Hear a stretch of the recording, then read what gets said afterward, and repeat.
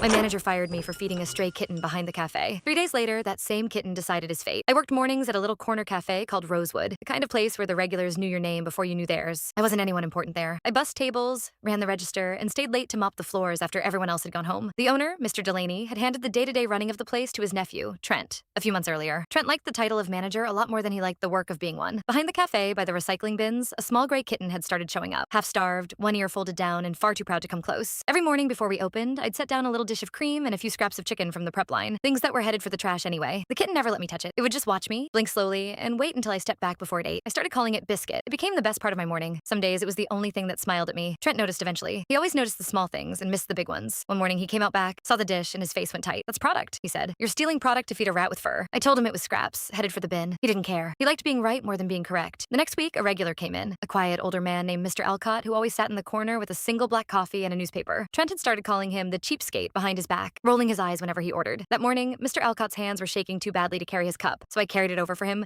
refilled it twice, and never charged him for the second one. It was just coffee. It was just kindness. It cost the cafe almost nothing. Trent saw that too. He pulled me into the back and let me have it, loud enough that the whole dining room went quiet. Wasting product on strays, giving away free refills. No wonder this place barely turns a profit. Then he told me to clock out and not come back. Fired in front of everyone over a cup of coffee and a bowl of scraps. I didn't argue. I untied my apron, folded it on the counter, and on my way out, I crouched by the bins one last time. Biscuit came closer than it ever had. Close enough that I could finally scratch that folded ear. "You're on your own now, buddy," I whispered. "So am I." I thought that was the end of the story. It wasn't. 3 days later, my old coworker called me, half laughing, half stunned, and told me what happened. That morning, Mr. Delaney, the actual owner, had come back into town unannounced. And he hadn't come alone. Mr. Alcott, the cheapskate in the corner, turned out to be his oldest friend. And the man he'd quietly asked to sit in the cafe for a week and tell him how the place was really being run. They walked in together right as Biscuit wandered through the propped open back door and into the dining room, looking for the person who used to feed it. Trent lost it. In front of a room full of regulars, in front of the owner he was trying so hard to impress, he grabbed a broom and started chasing that little kitten across the floor, shouting. Mr. Delaney watched his nephew scream at a starving animal in the middle of his cafe. And Mr. Alcott, very calmly, set down his coffee and said, "Well, that answers every question I had." Trent was done managing Rosewood by lunchtime. Mr. Delaney called me that same afternoon. He apologized for what his nephew had done,